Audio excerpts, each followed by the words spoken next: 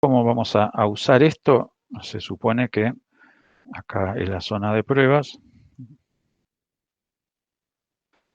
nosotros queremos, supongamos, tenemos una función que se llame, vamos a usar la otra forma de declarar funciones, de paso, la que está arriba es la que pone en evidencia que la función puede ser tratada como una variable, por eso la puedo llamar con var, en cambio también puedo eh, llamarla directamente con function, ¿no? Eh, entonces, get all records, ¿no? Traete todos los records de una cierta URL. Y lo que queremos hacer acá sería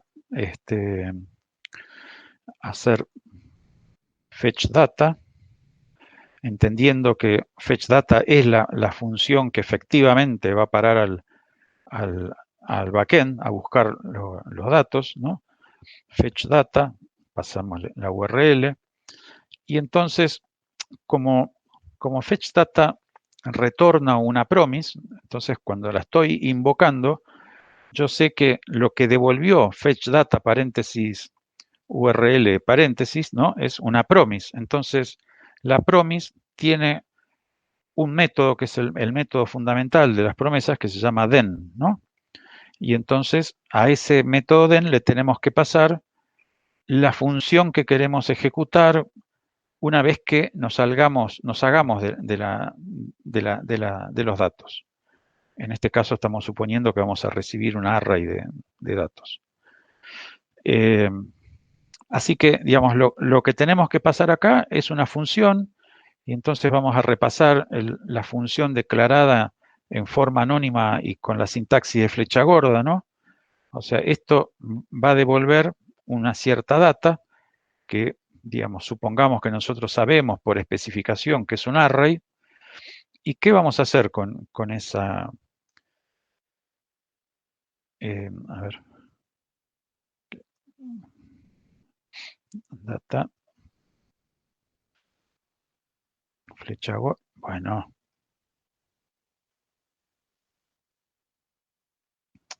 flecha gorda, llave, llave, ahí está.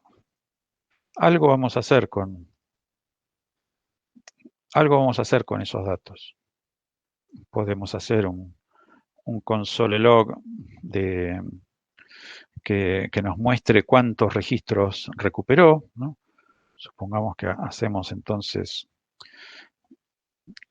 y a ver si alguno de ustedes me sabe decir por qué estoy haciendo esto, data ampersand data.length.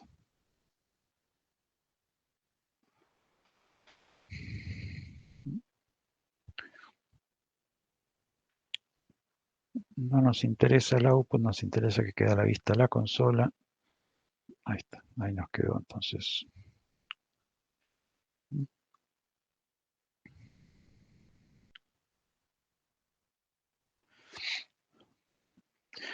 ¿Alcanzan a leer el? Sí, profe. Sí, sí. Ahí se ve mejor igual. Entonces, la fila 14. ¿Qué es eso de hacer console log de data ampersand ampersand data.length? Entendería, la verdad que no sé, pero como que está Lo que me gustaría formateando la también estar salida. seguros es que todos recuerdan la sintaxis de flecha gorda, ¿no? O Sí, sea, eso en la sí. sintaxis de flecha gorda estamos escribiendo la lista de argumentos, arg1, arg2, 1, arg2, flecha gorda, igual signo mayor, y ahí va el cuerpo de la función, ¿no? Con lo cual acá va el, el cuerpo de la función.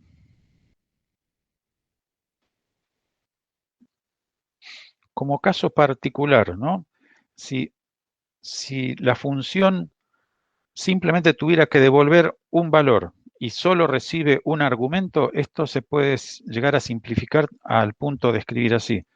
El argumento en cuestión, flecha gorda, y supongamos que lo que devolvemos es el arg1 punto nombre. ¿no? Que ese sea el objetivo de la función.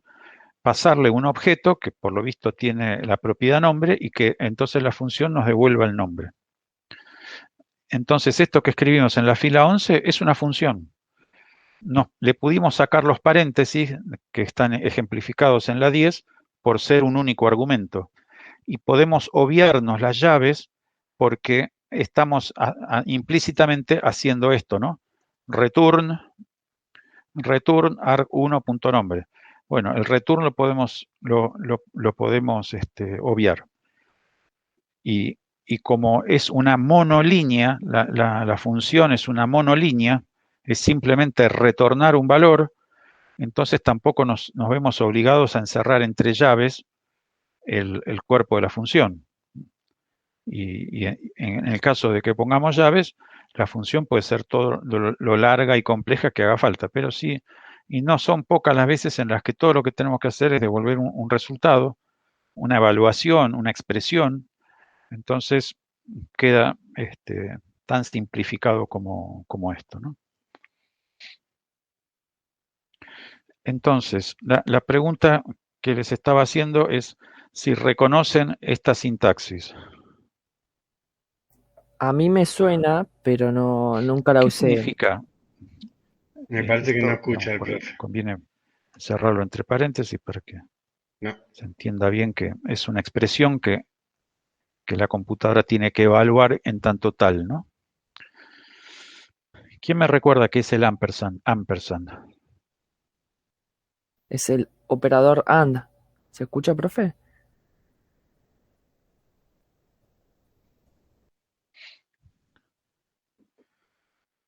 ¿Están ahí? Si ustedes se fueron a hacer otra cosa, me avisan y suspendemos Nosotros la clase. estamos, Porque profe. ¿Nos escucha?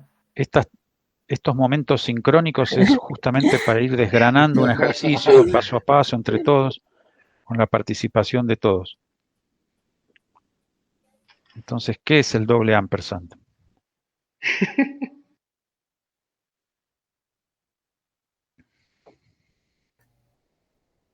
Ay, pobre profe.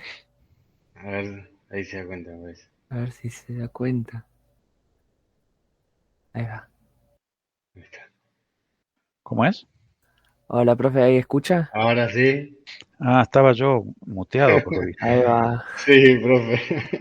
Mira vos, yo me sentía solo en la pradera y resulta que se me había muteado el pinche auricular. Lo vimos poniéndose mal, profe. No sabíamos qué hacer. No, digo, me dejaron solo acá. Se Sí. fueron a tomar mate a la plaza, que está tan lindo. Bueno, no sé, vos habías hablado, Nachito, no sé si. Sí, no, lo último que puse fue que ese es el operador AND, el doble ampersand, y nada, había dicho que esa sintaxis me suena, pero nunca la usé. Tengo entendido como que si se cumple la primera parte del AND, se hace lo segundo también. Entonces eso debería imprimir data y data.length si data no es null, ¿no? O undefined. Eso tengo entendido, pero nunca lo usé, así que... Bueno, digamos, ¿por qué usamos esto?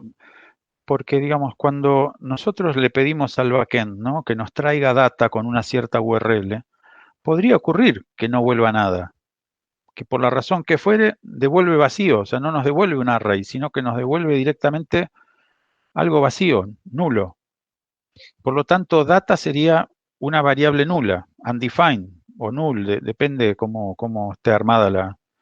Pero en ese caso, a data yo no le puedo preguntar por length, porque me va a decir, no, vos no me podés pedir la propiedad de una variable que es undefined o null. Vos me podés pedir la propiedad de un object, ¿no? Si data fuera un object, entonces sí, te banco que me preguntes por la propiedad length.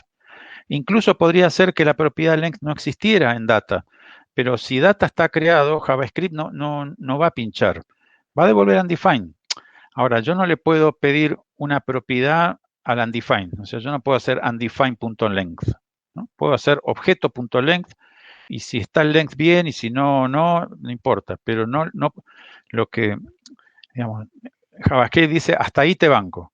Ahora, si la cosa en cuestión es null o undefined, yo no puedo, ¿qué te devuelvo? Si vos me pedís a una variable que es null, que te conteste por la propiedad length. No, chau.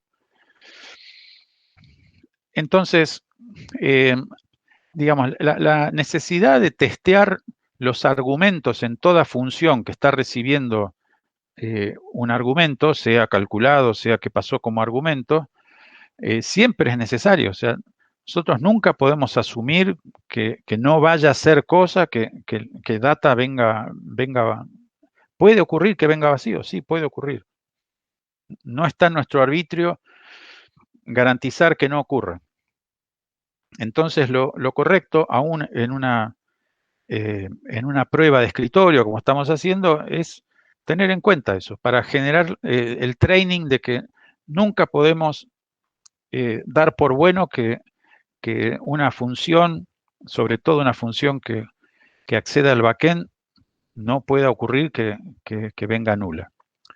Dicha esto, entonces, claro, habría distintas formas de validar esto, pero esta es una sintaxis elegante que hace uso de, y esto no es solamente JavaScript, la mayoría de los lenguajes lo tienen, ¿no?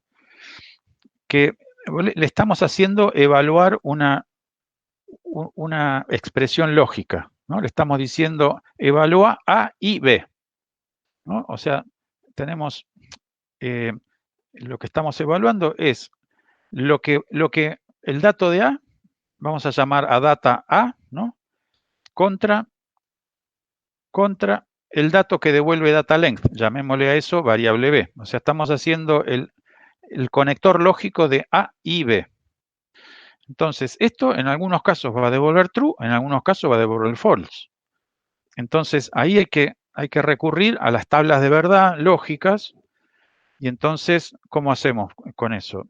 Bueno, pensemos, a ver, si tenemos dos chances para A como true y dos chances para A como false.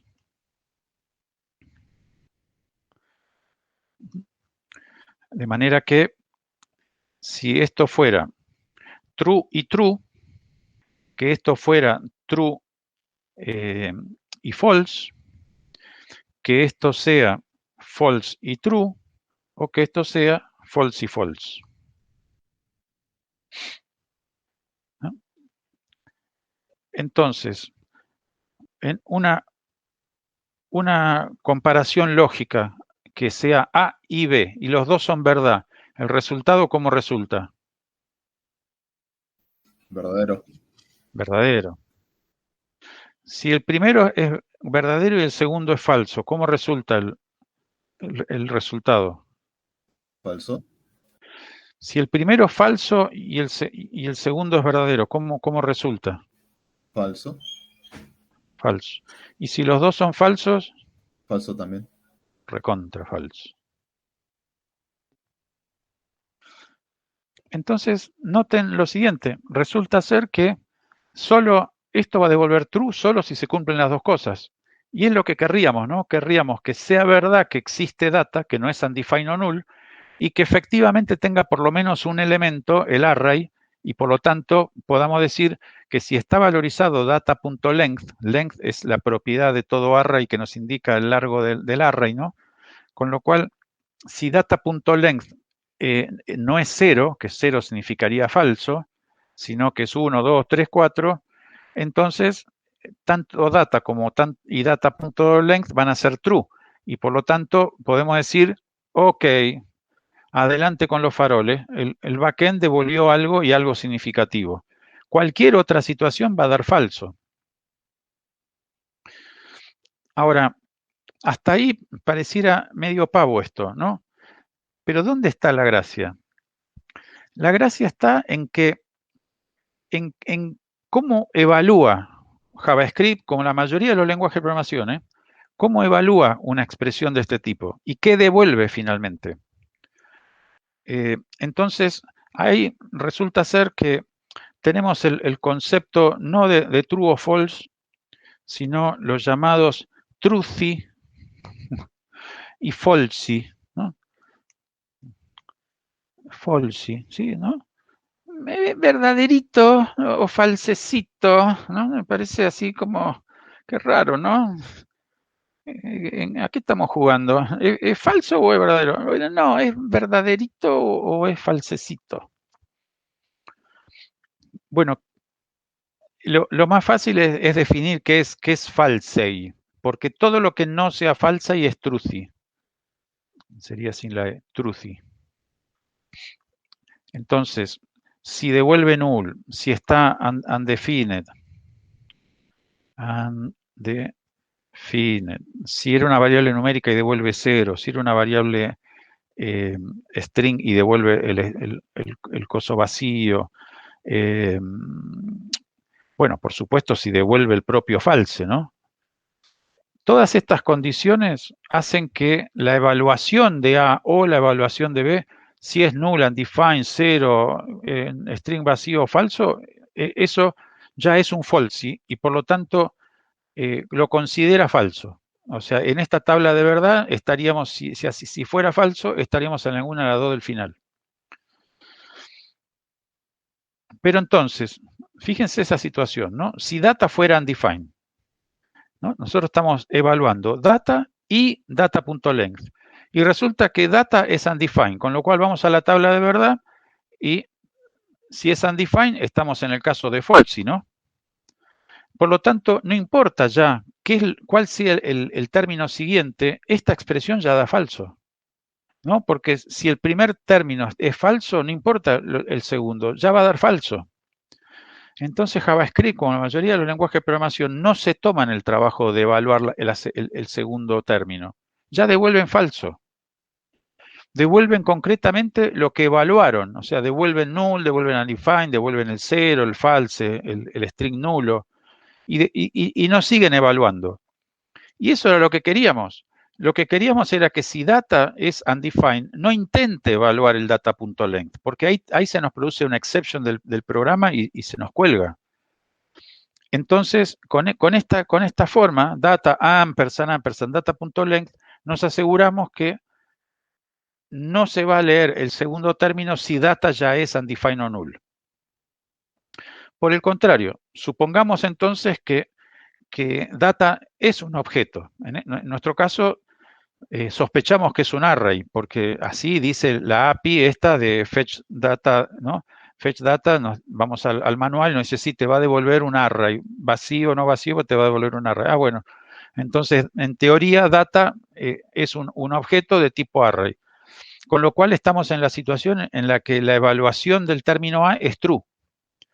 Entonces, JavaScript, ¿puede retornar inmediatamente true? Y no, porque entonces se ve obligado a mirar el segundo término para ver si el segundo término también es true, y en ese caso devolver true, o evaluar el segundo término y descubrir que es falso, y en ese caso devolver falso. Y eso también es lo que queríamos, porque entonces si data está populado, es un objeto, JavaScript se ve obligado a evaluar data.length. Y entonces, si realmente data es un array y un array con por lo menos un elemento, data.length va a tener un valor de 1 y no 0 o más de 1. Si data.length fuera 0, esto ya lo entendemos como el valor de falso, porque ya el 0 es un falsy, ¿no? Entonces, ¿no? Ven qué extraordinariamente bien que funciona esto.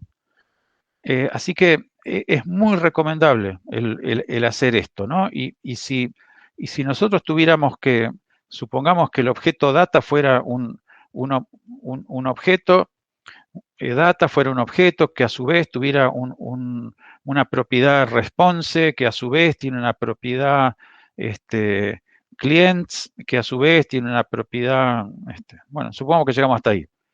Y bueno, acá tenemos que hacer esto, encadenarlo 3 veces, ¿no? Hacer data. Voy a ponerlo, en ese caso tendríamos que hacer data y data.response y data.clients. Y si este es el supuesto array, ahí sí le podemos mandar, no, perdón, data.clients. Y si data.clients existe, bueno, entonces el data.clients.length. O sea, esta expresión puede ser más larga si resulta que el objeto devuelto tuviera más propiedades embebidas una con otra, ¿no? Entonces, acá, ¿qué hacemos? Preguntamos por data. ¿Data tiene un valor cierto? Sí. Ah, bueno, entonces puedo preguntar por data response. ¿Tiene un valor cierto? Sí. Ah, perdón, acá me faltó response. Entonces puedo preguntar por data.response.clients. Ah, ¿eso es cierto? Sí. Ah, bueno, entonces pregunto finalmente por data.response.clients.length. Y si todo esto me devuelve un número que no sea 0 y no sea false, entonces quiere decir que efectivamente lo que volvió, que esa propiedad data response clients tiene un array. Y lo hacemos de una forma segura porque, digamos, el programa no va a abortar si acaso data vino null o data.response vino null o data.response.clients vino null. ¿Cachai? Sí, profe, clarísimo. Está muy bueno esto. Bueno, entonces, esto es más, podríamos hacer acá entonces hacer un const, ¿no? Test, y que acá, si queremos mantener la idea de que imprima el test, que lo imprima,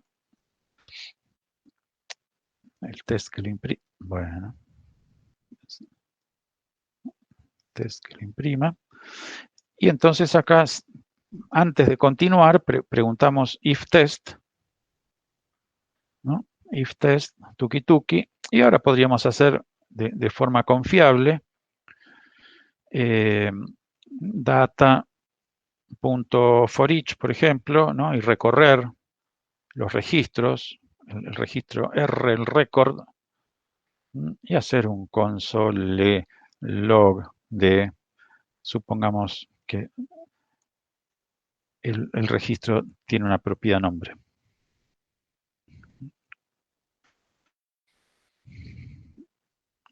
Bueno, entonces acá hemos resuelto la zona de pruebas, pero nos falta armar la función promise. Entonces, acá lo que estamos haciendo es simular, no vamos a ir al backend, estamos simulando eso. Entonces, supongamos que nuestros clientes, ¿no? Acá tenemos una lista de clientes, que es un array, y ese array está conformado por objetitos, ¿no? Por objetitos,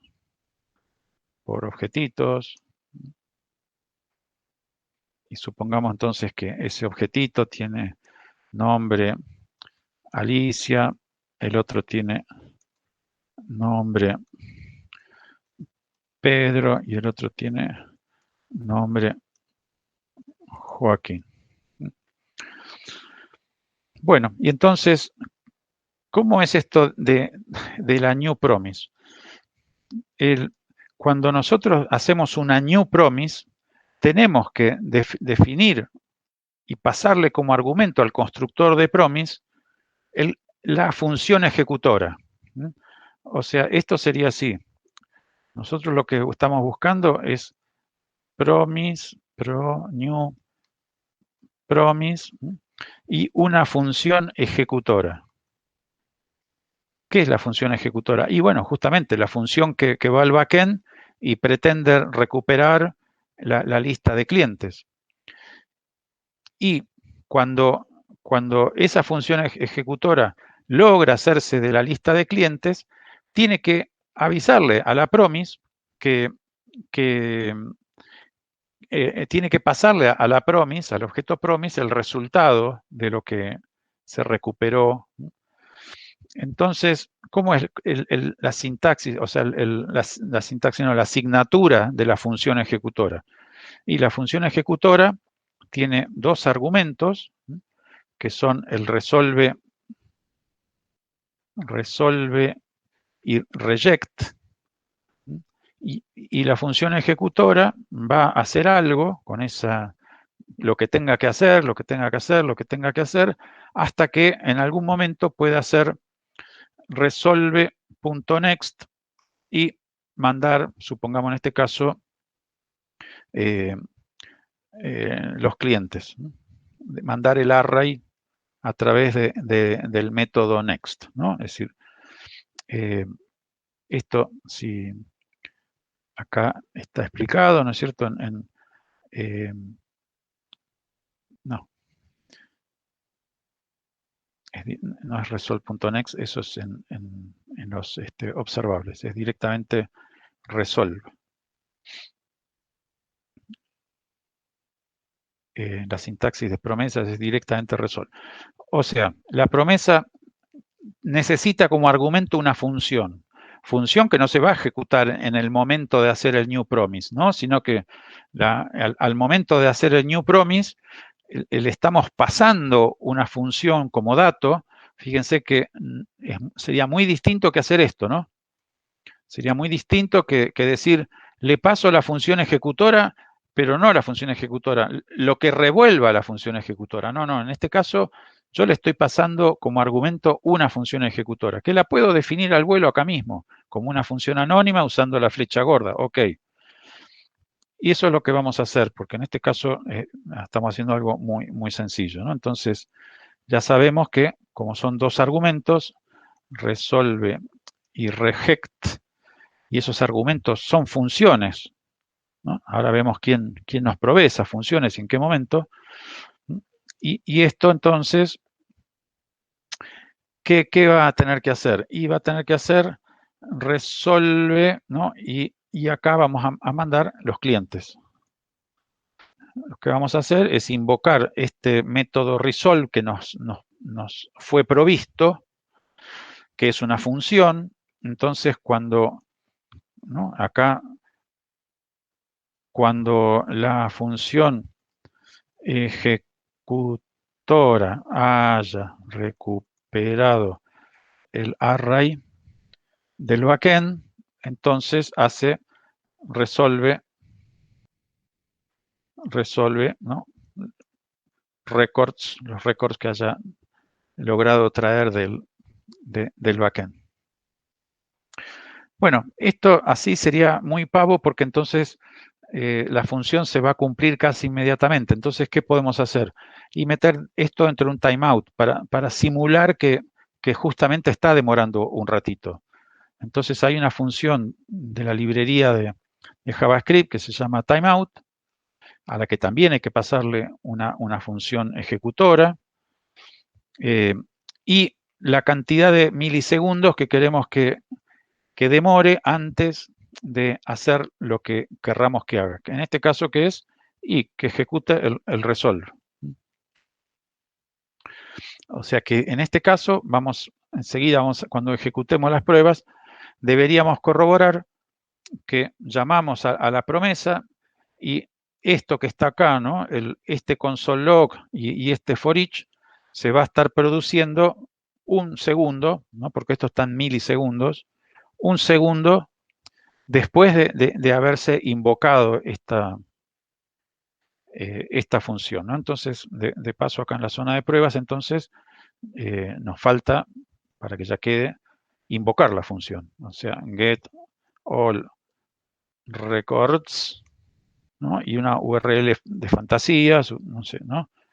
/A, /C, /B, /C, /clientes, ¿no? Es una URL de fantasía porque ya ven que no la estamos usando en ningún lado, pero para simular que le estamos pasando una URL, y entonces acá en la 55 estamos ejecutando esto. Al ejecutar esto, vamos a ejecutar la función getAllRecords, pasándole este argumento que le va a pasar a la fetchData, y ahí mismo se va a suscribir, ¿no? FetchData, paréntesis, paréntesis, sabemos que fetchData, acá lo vemos, retorna una promesa, con lo cual, y eso es sincrónico, o sea, esta promesa la devuelve instantáneamente.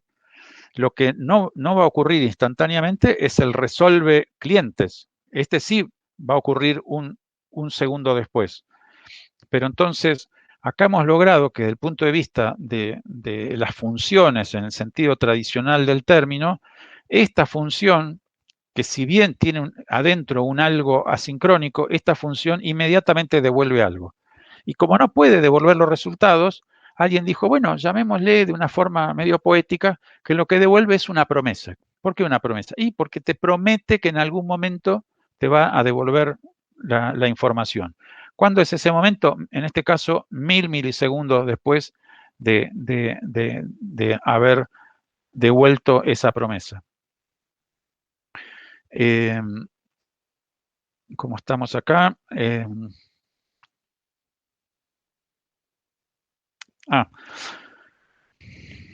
Entonces, fíjense cómo se lee esto, ¿no? Porque está bueno digamos, cuando nosotros usamos la promesa, ¿no? Acá estamos creando la promesa.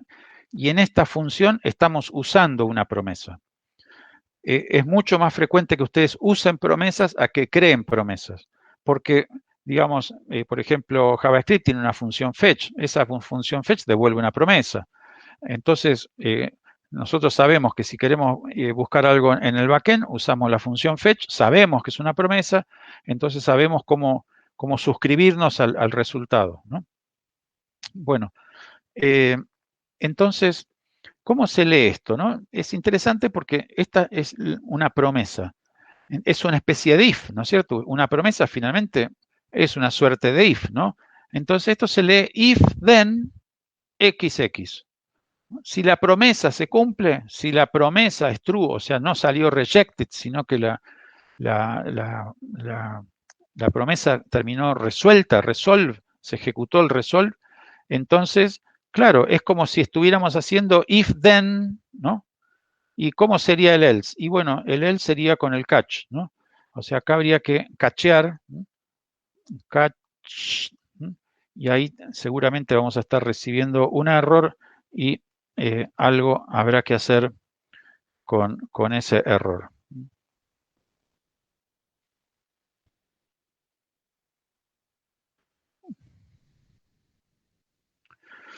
Así que, digamos, en vez del else tenemos el catch, porque el reject es como más fuerte que el else, ¿no? El reject es esto salió mal, o sea, hubo un error 500 o un error 404, el servidor está caído, internet no funciona, entonces no es que te devuelvo un array vacío porque la consulta que me hiciste no arroja resultados, porque no arrojar resultados seguramente es una situación en que la promesa resuelve correctamente, nada más que con el array vacío, pero si se produce un error, es un error, y entonces siempre es importante atrapar el error con el punto catch, de lo contrario, los errores propagan, ¿no? Y se nos termina colgando algo más arriba, o sea, porque siempre una función está dentro de otra función, dentro de un objeto, dentro de vaya a saber dónde.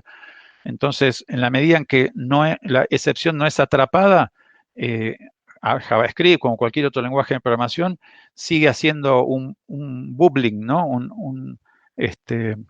Como si fuera un burbujeo hacia arriba en forma ascendente, buscando dónde hay alguien que le ataje la promesa. ¿Vamos bien? Sí, profe, yo tengo una pregunta. Por lo menos no lo recuerdo de interfase o no lo entendí. O sea, si la promesa primero devuelve la promesa y después, una vez que, por ejemplo, en este caso, puede que suceda el timeout, va a devolver la respuesta, ¿verdad, profe? Y se la va a Sí. asignar, me imagino, a ese objeto promesa que ya lo tiene el método que disparó la promesa. ¿Cómo hace para internamente, o sea, para pasarle primero el objeto y después llenar los datos?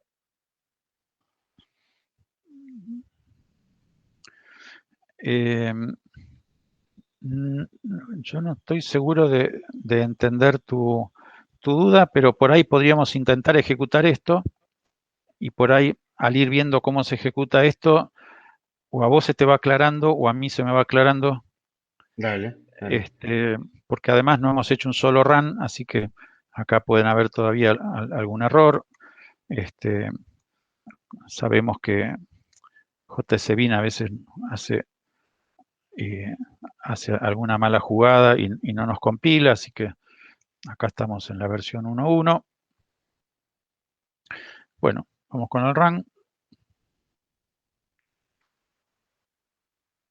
Preocupante porque no pasó absolutamente nada, ni error, ni nada.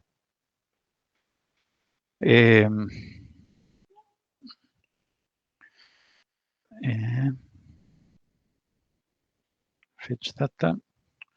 Bueno, vamos a ver a dónde es que se nos está quedando Rengo esto, ¿no? O sea, console log, acá estoy listo para invocar fetch data.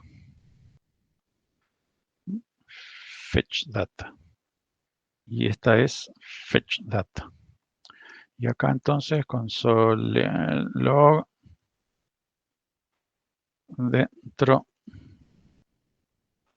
dentro de fetch data. Bueno, nada, pero nada de nada. Vamos a recargar esto.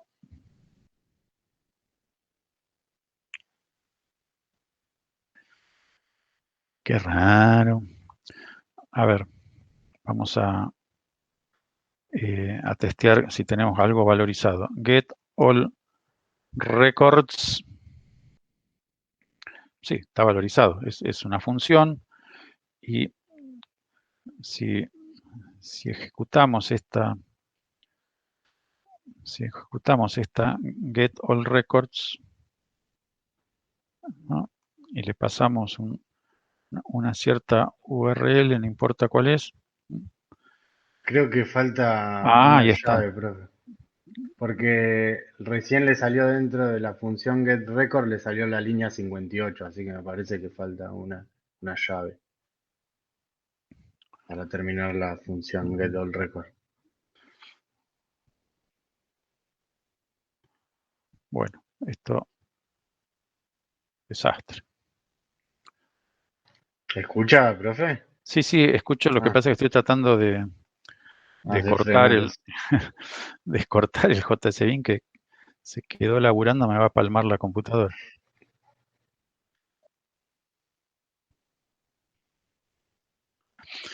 Bueno, a ver qué hicimos mal. Ahí, esa función me parece que le falta La- una llave, porque estaba imprimiendo, esa función imprime la línea 55, cuando solo mostró el contenido, imprimió la línea 55. ah, mira vos.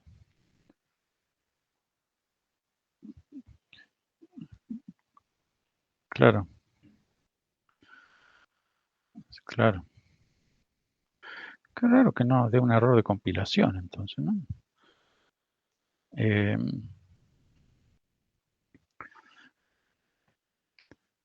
bueno, ahí esto lo voy a borrar para que no quede ahí una cosa que ensucia el código. Bien, a ver si así mejoramos un poco. Bien, vamos mejorando, o sea, el problema ahora es otro.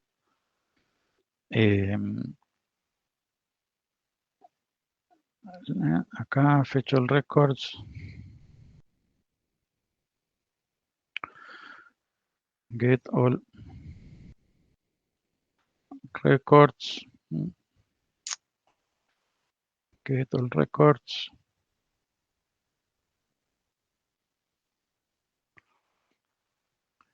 Esto,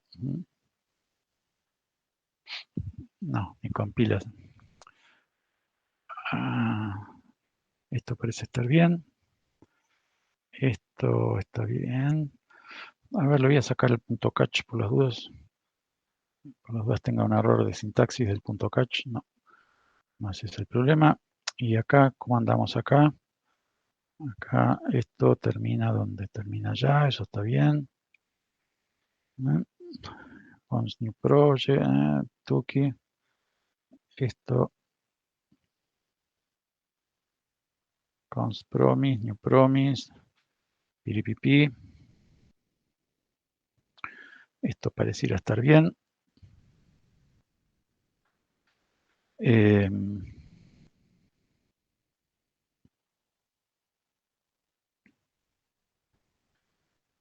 Y bueno, no sé dónde está el problema. Eso es un poco lo feo de JC Bin, ¿no? Que el manejo de errores es horrible. Entonces estoy probando de si el problema está en esta get all record, ¿no? No, sigue dando problemas. O sea que el problema no está acá en esta get all records, sino que el problema, tengo algún error en la promesa.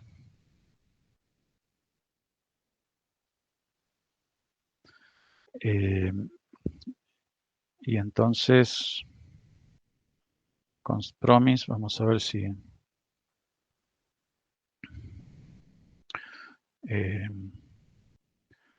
no sé, voy a devolver null y vamos a sacar esto.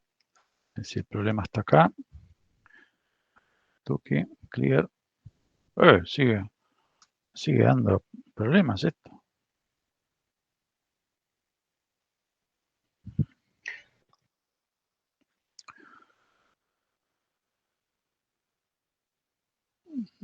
Cliente.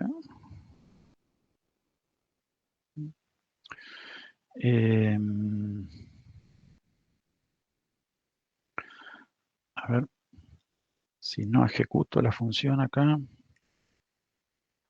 sigo teniendo problemas, como para estar seguro de que es un problema de compilación. Sí. Ah.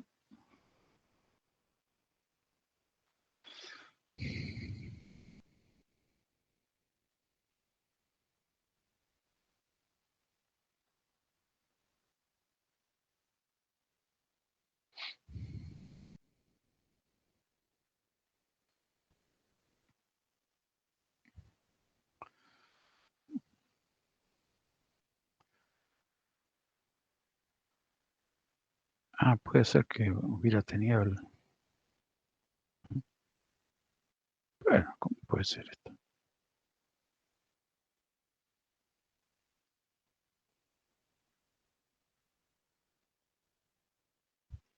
¿Por qué tanta...? Bueno. No, me está jodiendo. Yo la verdad, profe, como va para arriba y para abajo, no puedo ver, pero si no se me ocurre probarlo en Stackblick, si no, pues copio el código, péguelo, que da un poquito más de ayuda con el tema de la sintaxis. Espera que tengo acá borré todo. Entonces, tuki, tuki, tuki.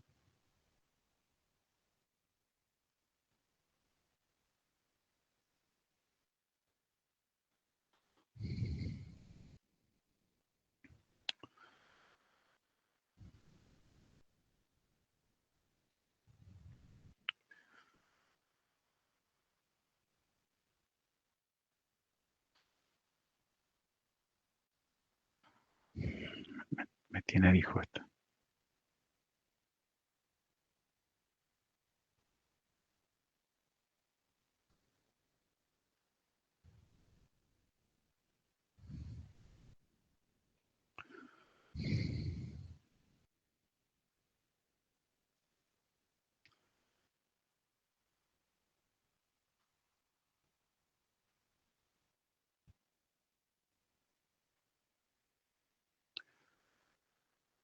¿Cómo puede ser que haga lo que haga, borre lo que borre, esto esté mal?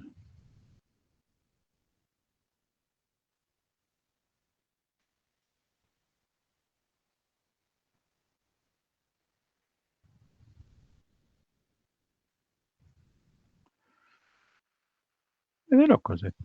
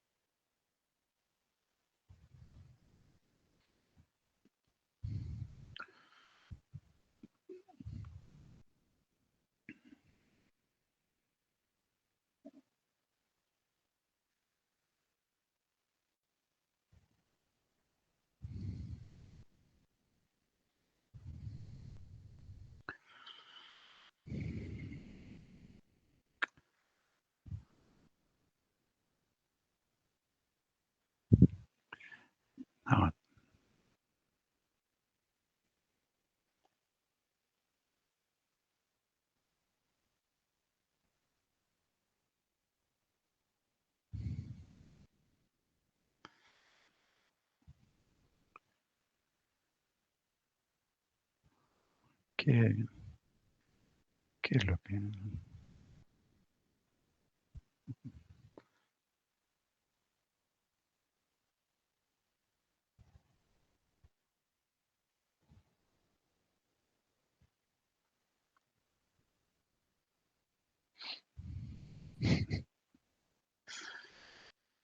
Tengo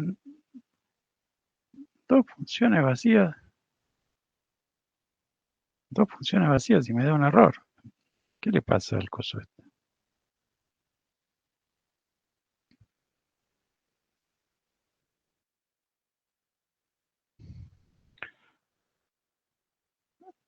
Pero sería la primera vez que me pasa que un comentario...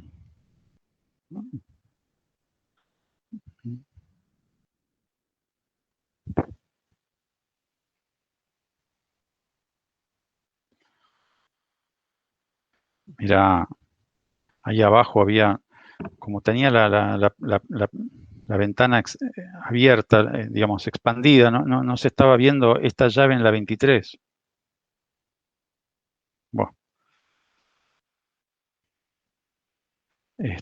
a ver si consigo que me ponga todo de vuelta.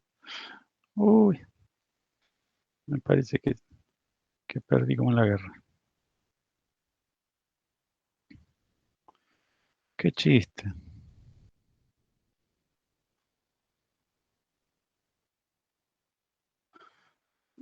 Bueno.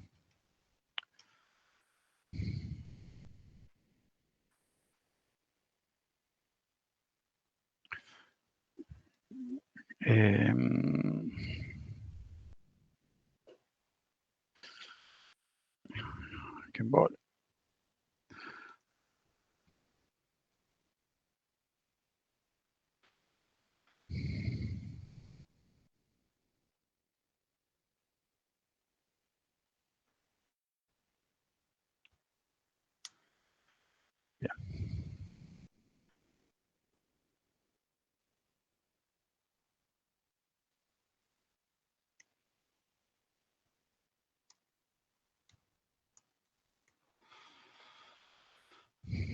Bueno, entonces acá const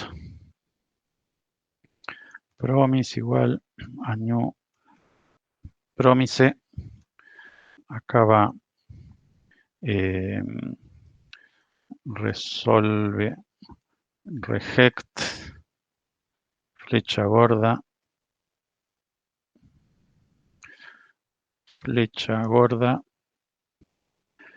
y acá hacíamos un set timeout donde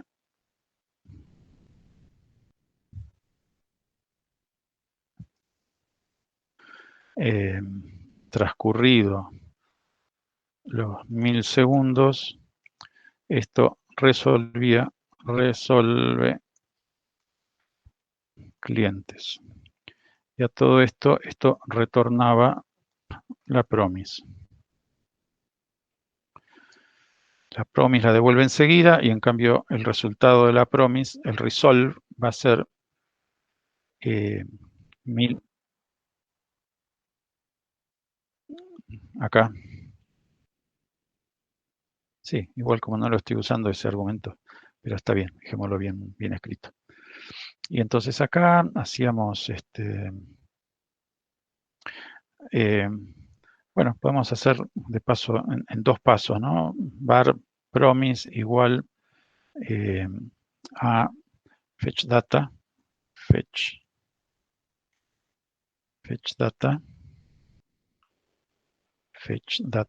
y pasándole una URL mentirosa. Y entonces a esa promesa, .den, y ya acá viene la función, que es la función, ni más ni menos que la función resolve, ¿no? Entonces, lo que pretendo colectar es un array de datos, y con ese array de datos preguntarme si data y data.length Y si data y data.length, entonces hacer un data for each, ¿no? Es un cierto registro del que queremos hacer un console log de r.nombre. Bien, a ver. Bendito sea. ¿Compila? Sí, supuestamente compila. Vamos a poner acá de vuelta la var versión. Y entonces ahora sí ejecutamos. Get all records. Y le pasamos como argumento. Ah, no, acá está mal que haya inventado acá la URL. La URL la estoy recibiendo como argumento. El invento es acá.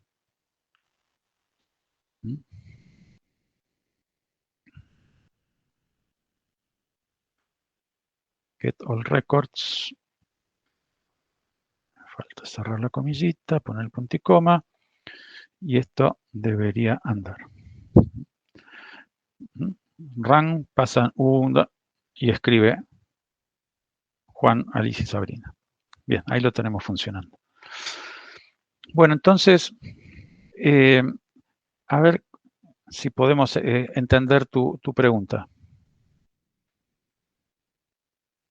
Sí, mi consulta era, o sea, ahí yo estoy haciendo uso de promesas y lo que estoy esperando que me devuelva es una promesa, pero como bien dijo, bueno, sí, como dijo, el primero devuelve la promesa y después, pasados los 5 segundos, como que le da como vida a esa promesa, le da contenido, pero como que primero devuelve una promesa, ¿es así o no, profe? Sí. Bueno, y si es así, preguntaba, mi duda es, o sea, ¿cómo hace JavaScript para pasarle una promesa que en principio no es ni más que una promesa y después asignarle contenido a esa promesa? ¿Se entiende? Pero la promesa no es un objeto vacío, ¿no? Es un flor de objeto. Es un Claro. objeto de la librería de JavaScript que es resultado de este new promise, ¿no? Ujú. Entonces, lo que nos asegura la documentación es que la promise tiene una propiedad then. Y acá no estamos suscribiendo a esa propiedad then, le estamos diciendo, ¿no? Si la promesa se cumple, entonces vos vas a estar recibiendo un data. ¿Cuál es ese data? Y acá se está viendo en la 17, ¿no? El resolve clientes. Sí. Ahí estamos ejecutando. ¿Esta resolve quién es?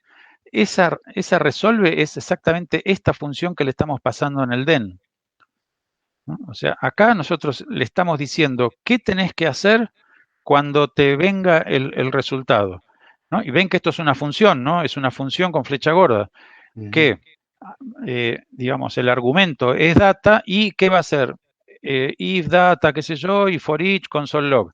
Bueno, eso es lo que viene como argumento en este parámetro resolve. O sea, este parámetro es una función. ¿Cuál es esa función? Esa función es esta den que está acá. La función que queremos que se ejecute. Ese clientes es la data. Y clientes es la data. Entonces, acá podríamos poner algunos console log, ¿no? Es decir, para entender la secuencia.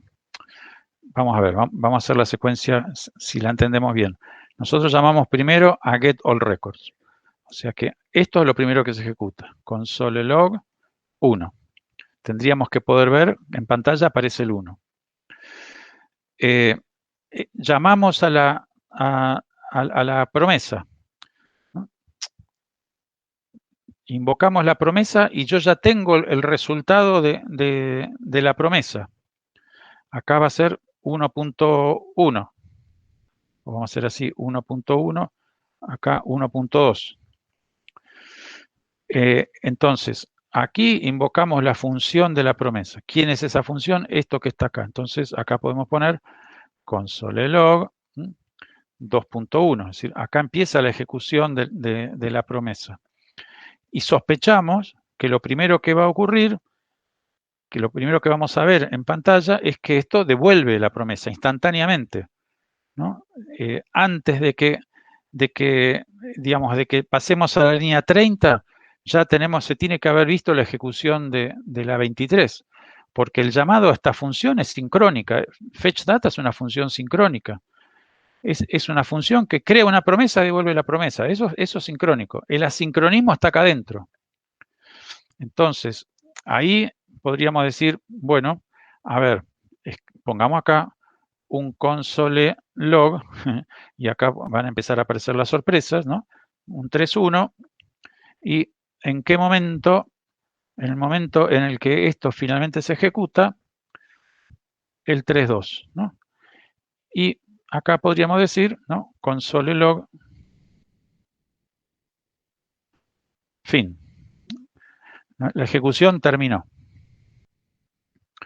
Bueno, vamos a ver qué es lo que pasa con todo esto. Run. Bien. 1.1. Era lo que esperábamos, ¿no es cierto? Acá no hay ninguna duda. Invocamos la función. Entonces vamos a la 2.1. Acá está la función. ¡Epa! La 3.1 salta antes que la 2.2.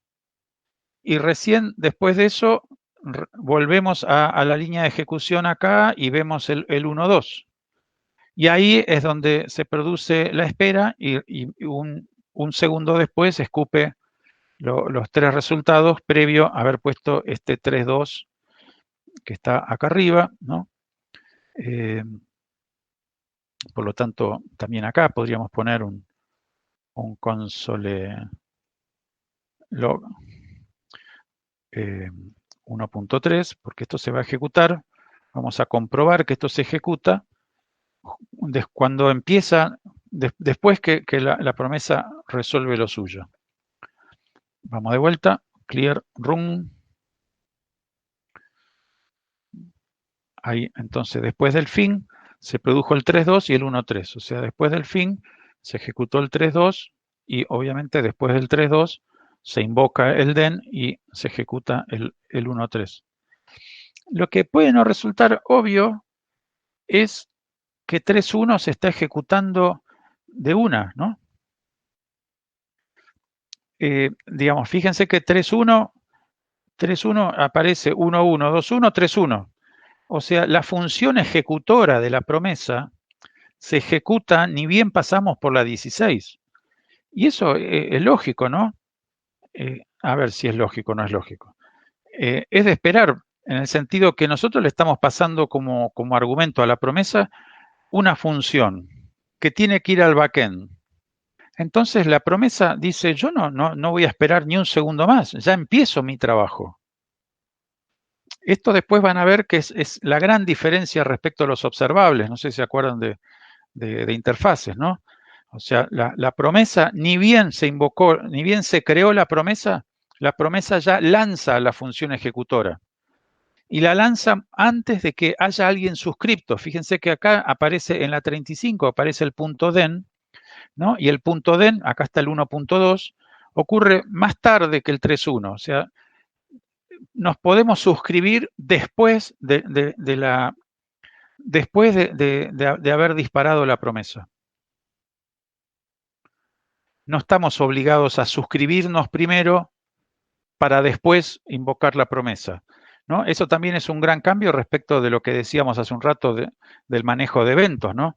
Vos tenés que suscribirte al evento click antes de que la interfaz del usuario esté visible, porque si la interfaz del usuario aparece visible y aprieta el botón y él no hace nada, ¿por qué? Porque todavía el JavaScript está haciendo su trabajo y recién después, algunos segundos, décimas de segundo después, recién ahí le suscribe el callback.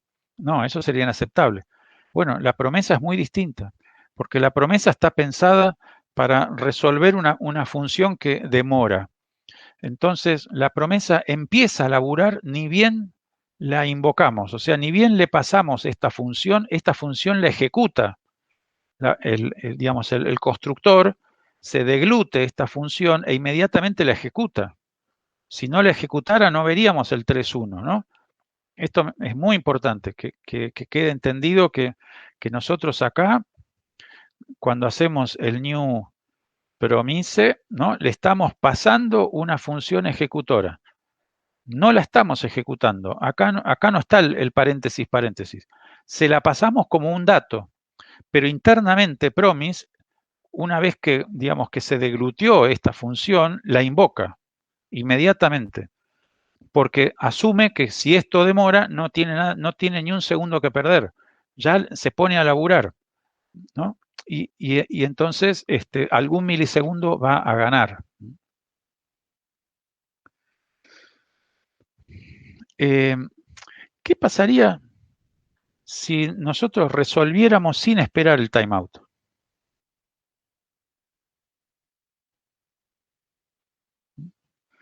O sea, Se va a ejecutar como una función sincrónica. bueno, es una hipótesis, ¿no? ¿Probamos? Entonces, acá creamos la promise, ven que hay un timeout que al final quedó vacío, ¿no? Es decir, esto nos quedó vacío, no lo quiero borrar para después poder volver a poner el resolve ahí adentro. Pero entonces estamos sospechando que vamos a ver inmediatamente el 3.1 e inmediatamente el 3.2, ¿no? A ver cómo sería esto. Veamos. Efectivamente, ¿no? 1.2, 3.1, 3.2. Pero entonces, ¿qué pasó en nuestra función? Acá está el 1.2. A ver, vamos a hacer una cosa. Le voy a poner incluso un algo más, un console log más acá.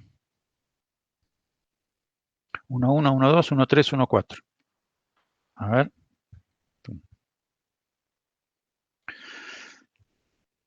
Entonces, fíjense lo que pasa, ¿no?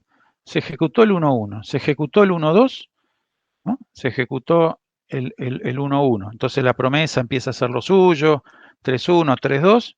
Volvemos, ¿no? Volvemos a la línea de ejecución acá en la 35 y vemos el 1.2. Pero después, curiosamente, lo siguiente que vemos es el 1.4. E incluso terminó esto, vemos el fin. Y recién después el 1.3, Juan, Alicia, Sabrina. Y entonces, ¿qué me dicen de eso?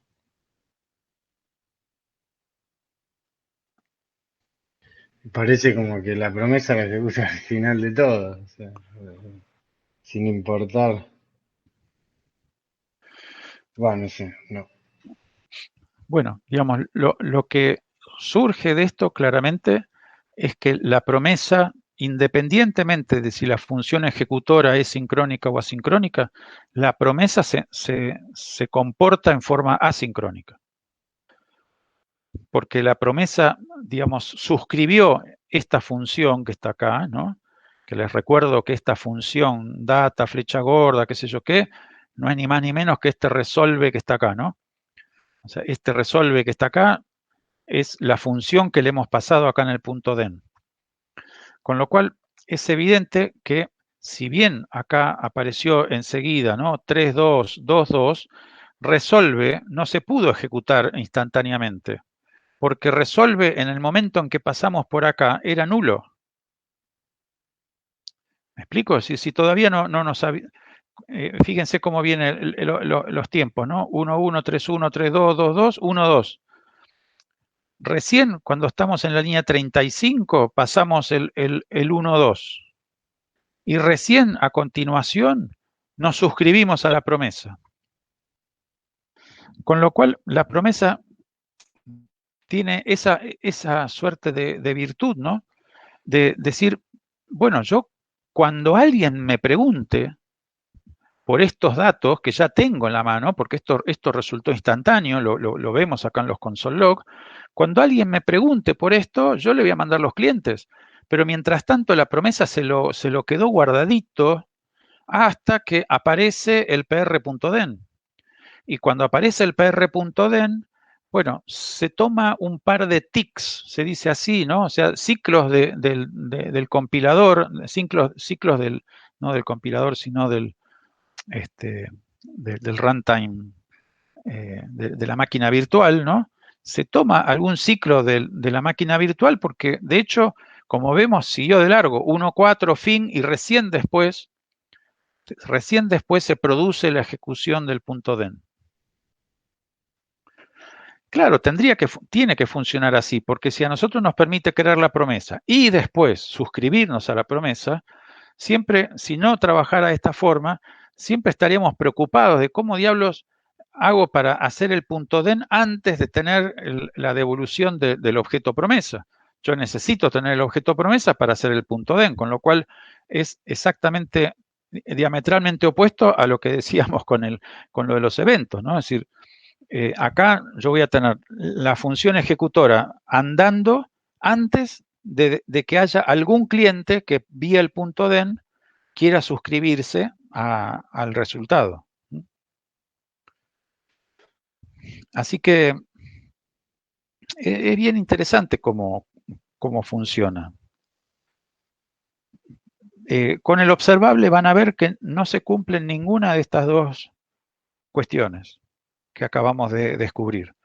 O sea, la función ejecutora no se ejecuta en el momento en que la línea de ejecución pasa por acá en un observable. Recién se va a ejecutar cuando hagamos el pr.den, que en el caso observable no es den, sino suscribe. pr.suscribe. Ahí recién se va a ejecutar a esta. Y si esta es sincrónica, el observable trabaja en forma sincrónica. Si la función ejecutora del observable es asincrónico, el observable trabaja como asincrónico. O sea, en ese sentido es más fino el observable.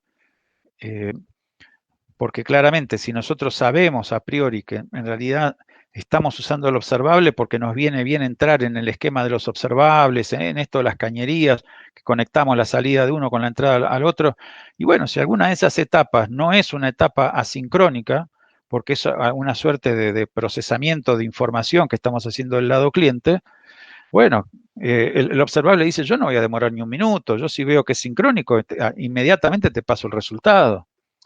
La promesa dice, no, pero porque al revés. Ni bien construí la promesa, yo me puse a laburar y estoy esperando a vos, ¿no? Esto, ¿vieron que se dice que los comensales tienen que esperar el asado y no que el asador termine el asado y esté esperando que la gente llegue? Un asador que se precie se sentiría muy enojado si está empezando a tener los primeros chorizos listos y los invitados no llegaron, ¿no? Lo vas a tener con una cara larga hasta los tobillos al tipo. La promesa dice, bueno, no, está todo bien, yo soy un asador New Age. Yo largo el asado cuando pasé por la 17 y si vos te demorás en hacer el pr.den, no hay ningún problema, yo te espero. Cuando vos hagas el punto den, esto, digamos, lo podríamos meter dentro de un timeout y hacer el punto den, no sé, 2 segundos después. La promesa aguanta los 2 segundos, los 3 segundos, el tiempo que sea necesario, aguanta el resultado y recién cuando aparezca el punto den, ahí tuc, te mando el resultado. Así que siguiendo las metáforas de Maxi, acá tenemos un cocinero que no es un cocinero ortodoxo, no le importa si el comensal ya está listo, ¿no? Viste, ahí en el restaurante, el momento que te van a traer la comida, vos te fuiste al baño. No, hubieras ido al baño antes, querido. Te vengo con los ravioles a punto y vos en ese momento te levantás para ir al baño, ¿viste? El cocinero se pone de la nuca. Bueno, no es el caso del cocinero promis. El cocinero promis, si vos no estás listo para atrapar los resultados, no hay ningún problema. El tipo te lo aguanta, ¿no? Es decir, es como que está aguantando el plato ahí en la cocina para que no se enfríe y cuando ve que estás listo en la mesa, qué sé yo, ahí se lo tin campanita y el mozo lleva el plato, ¿no? ¿Qué dicen? ¿Se entiende cómo funciona esto? Sí, profe. Sí, se entiende bastante bien, profe. Sí.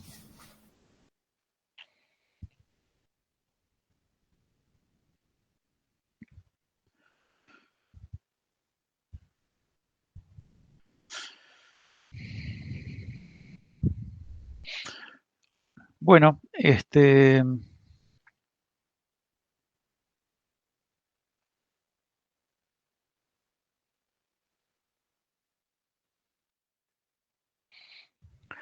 no sé, me gustaría que ustedes abran el JS Bin y traten de reproducir un ejemplo similar a este, pero cada uno de ustedes elija qué tipo de cosa devuelve, ¿no? Acá devolvemos un array de clientes. Ustedes podrían pensar que lo que devuelve es un objeto, o que devuelve un array de números, o que devuelve una fecha. Es decir, elijan ustedes, cambien acá un poco el objeto que devuelve y hagan alguna cosita acá en el punto den, hagan alguna maniobra con esos datos recuperados, ¿no? Es decir, si es un array, un array map o un array filter, si es un objeto, vean de extraer alguna o algunas propiedades de ese objeto. ¿Se animan así a hacerlo ahora y ver si ustedes pueden, teniendo acá a la vista esto y o esta entrada en MDN y después de acá un ratito compartir lo que hayan hecho? Sí, profe. Sí, profe. Bueno, si es posible, háganlo en un